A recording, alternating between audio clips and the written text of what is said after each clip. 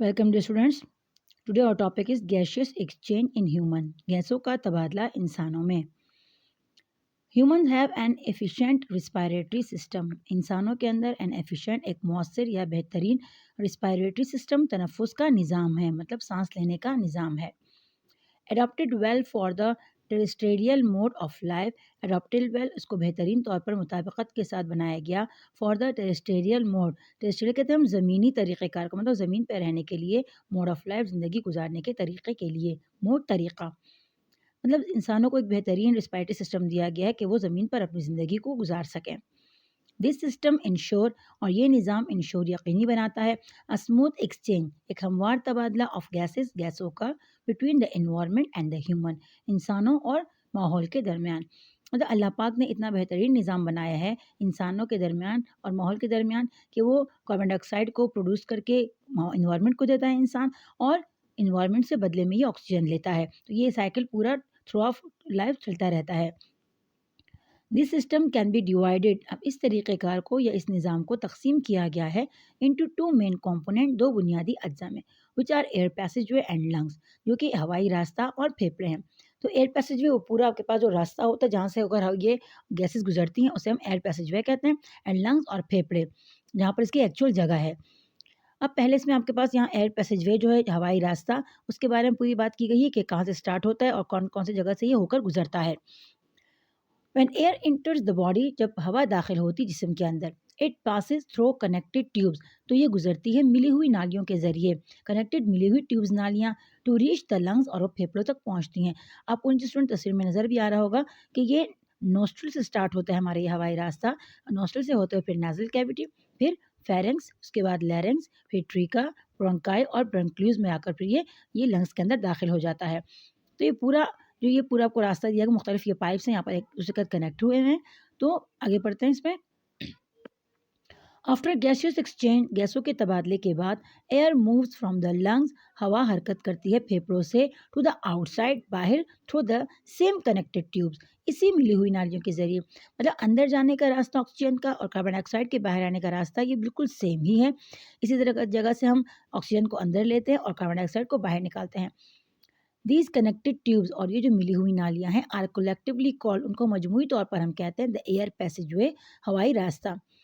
It consist of, अब आपको ये बताया जा रहा है कि इसमें कौन कौन से हिस्से हैं आपके पास हैं। इट कंसिस्ट ऑफ, ये मुश्तमिल होता है नॉस्ट्रल, नथनों पर। नथने जो आपके पास नाक के सुराख होते हैं उन्हें नथने कहा जाता है उर्दू में, इंग्लिश में नॉस्ट्रल। और नेज़ल कैविटी, फिर नथनों से ऊपर की जो जगह होती है हमारे पास उसे हम नेज़ल कैविटी कहते हैं। फिर उसके बाद फेरेंक्स, इसके बाद फिर लैरेंक्स, फिर ट्रीका, ब्रोंकाई एंड ब्रोंक्यूल्स, ये आपके पास इसके मुख्तलिफ हिस्से हैं।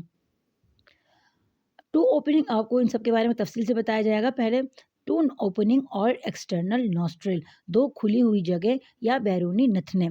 ये इन पूरे हवाई रास्ते में आपको सिर्फ ये एक ही जगह होती है जो आपको नज़र आ रही होती है, बाकी अंदर जिस्म के अंदर होती है आपके पास। टू ओपनिंग, दो खुली जगह, और एक्सटर्नल नोस्ट्रल भी कह सकते हैं इसको, बैरूनी नथने लाइज मौजूद होते हैं on the ventral side of the head, ventral side सामने के हिस्से में ऑफ द हेड, सर के। They allow the air from the outside into to nasal cavity, ये जाने देती हैं हवा को बाहर से इनटू टू नेजल कैविटी, दो नेजल कैविटीज़ में। Here the air is warm, अब यहाँ पर क्या होता है कि हवा को ये नम करता है, क्योंकि हमारे जिस्म का टेम्परेचर तकरीबन अप्रॉक्सीमेटली 37 डिग्री सेंटीग्रेड होता है। तो अगर कोई बहुत ठंडी या बहुत गर्म चीज़ आती है तो ये अंदर के निज़ाम को डिस्टर्ब कर सकती है। इसलिए अल्लाह पाक ने एक मैकेनिज़्म रखा है कि अगर बहुत ठंडी या बहुत गर्म हवा आए तो ये उसका टेम्परेचर को नॉर्मल कर सके। अब यहाँ पर here the air is warm, अब यहाँ पर हवा को गर्म किया जाता है, मॉइस्टन नम किया जाता है, मतलब उसमें नमी आती है, एंड डस्ट फ्री, और गर्द से उसको आज़ाद किया जाता है बाय द हेयर्स, उन बालों के ज़रिए जो आपके पास नाक में अगर आप देखो तो छोटे छोटे बाल होते हैं, एंड द म्यूकस मेम्ब्रेन, और बलगम की एक झिल्ली होती है of the nasal cavity, nasal cavity में। मतलब जब आप बाहर से सांस लेते हो एनवायरनमेंट में तो आपको पता है कि बाहर का माहौल तो पॉल्यूटेड होता है, उतना साफ़ नहीं होता है, इसमें मुख्तलिफ़ किस्म के माइक्रो ऑर्गेनिज्म होते हैं, डस्ट पार्टिकल्स होते हैं। तो आपके लिए अल्लाह पाक ने ये मैकेनिज़्म रखा है इसमें कि जैसे ही हवा अंदर जाती है तो पहले उसको गर्म किया जाता है, उसमें नमी पैदा की जाती है कि बहुत ज़्यादा ये खुश्क ना हो, और फिर जो उसके अंदर डस्ट पार्टिकल होते हैं तो उसको ये जो बाल होते हैं छोटे छोटे नाक के अंदर, ये उसको ट्रैप कर लेती है, पकड़ लेती हैं, उसको अंदर जाने नहीं देती। इसलिए स्टूडेंट्स कहा जाता है कि आप जब भी सांस लें, आप नाक के ज़रिए लिया करें। मुँह के ज़रिए सांस लेने के साथ ये मसला ये होता है कि जो माइक्रो ऑर्गेनिज्म होते हैं और जो डस्ट होते हैं वो भी साथ में अंदर चला जाता है जिस्म के अंदर। लेकिन अगर आप नाक नाक से लोगे तो नाक में फिर ये होता है कि जो डस्ट पार्टिकल होते हैं या जो माइक्रो ऑर्गेनिज्म होते हैं वो वहाँ पर ट्रैप हो जाते हैं, मतलब रुक जाते हैं और साफ़ हवा अंदर जाती है आपके पास।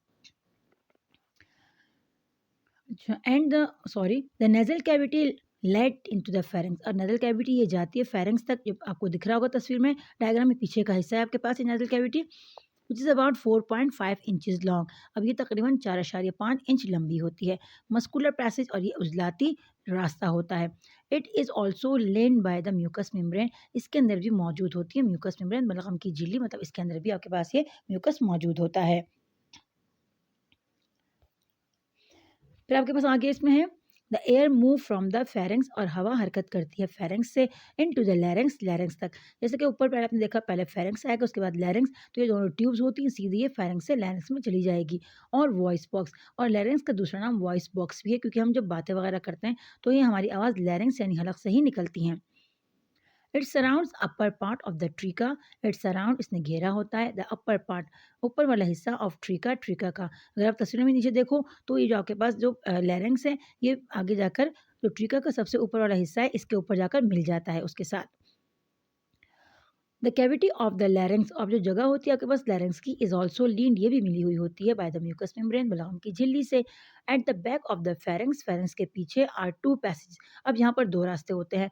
One opens into the oesophagus, एक खुलती है खुराक की नाली में, ओसोफेगस खुराक की नाली। On the dorsal side, dorsal side मतलब पिछली साइड पर, पिछली तरफ। वेंट्रल सामने का हिस्सा, डोर्सल पिछले का पीछा हिस्सा, पिछला हिस्सा सॉरी, डोर्सल साइड पिछले हिस्से पर। एंड द अदर ओपन, और दूसरी जो है वो खुलती है थ्रू द ग्लॉट्स, ग्लॉट्स में आपके पास जिसको हम हलक को जो हवा की नाली को जो रोकने के लिए एक फ्लैप होती है, एक पर्दा सा होता है, उसको ग्लॉट कहते हैं। इनटू द ट्रीका, ट्रीका में ऑन द वेंट्रल साइड सामने के हिस्से में। अब यहाँ पर देखें स्टूडेंट, आपके पास जो खुराक की नाली है और हवा की नाली है बिल्कुल मिली हुई होती है एक दूसरे के साथ, लेकिन आपके पास एक मैकेनिज्म अल्लाह पाक ने रखा है कि जब आप खाना खाते हो तो खुराक की नाली पर एक कुदरती तौर पर पर्दा आ जाता है कि वहाँ पर कोई भी अज्जा खाने का ना जा सके। इसलिए कहते हैं कि खाने के दौरान बातें वगैरह नहीं करनी चाहिए। क्यों? क्योंकि बातें आप करते हो तो आपके पास जो ओसोफेगस है तो उसका भी आपके पास पाइप खुला होता है, और इस तरह सांस की नाली का एयर पैसेज भी खुल जाता है। तो अगर आपके खाने के दौरान कुछ पार्टिकल अल्लाह ना करे एयर पैसेज में चले जाएँ तो उसकी वजह से सांस बंद होने का भी खतरा होता है। तो अल्लाह पाक ने बहुत बेहतरीन निज़ाम बनाया हुआ है हमारे लिए पूरे जिस्म के अंदर। अच्छा स्टूडेंट, आगे कंटिन्यू करते हैं इसको। इनटू द ट्रीका, ट्रीका में ऑन द वेंट्रल साइड सामने के हिस्से में। The glottis is guarded by a lid, अब यहाँ पर देखा है ग्लॉट क्या है, उस पे उसकी हिफाजत की जाती है बाय अ लेड, एक ढक्कन के तौर पर। लाइक स्ट्रक्चर कॉल्ड द एपिग्लॉट, एक साख तो इसको हम एपिग्लॉट कहते हैं कि ये लेड, अब ढक्कन कहते हैं कि एक ढकना सा होता है, इस तरह हम बोतल वगैरह के ऊपर कोई कैप वगैरह लगाते हैं तो इस तरह का एक कैप यहाँ पर भी लेड, जिसको कैप ढक्कन कहते हैं, होता है स्ट्रक्चर कोई साख, इसको एपिग्लॉट का नाम देते हैं। होप स्टूडेंट आपको यहाँ तक समझ में आ गया होगा। फिर नेक्स्ट लेक्चर में इसको आगे कंटिन्यू करेंगे। अपना बहुत सारा ख्याल रखिएगा। टेक केयर, अल्लाह हाफिज़।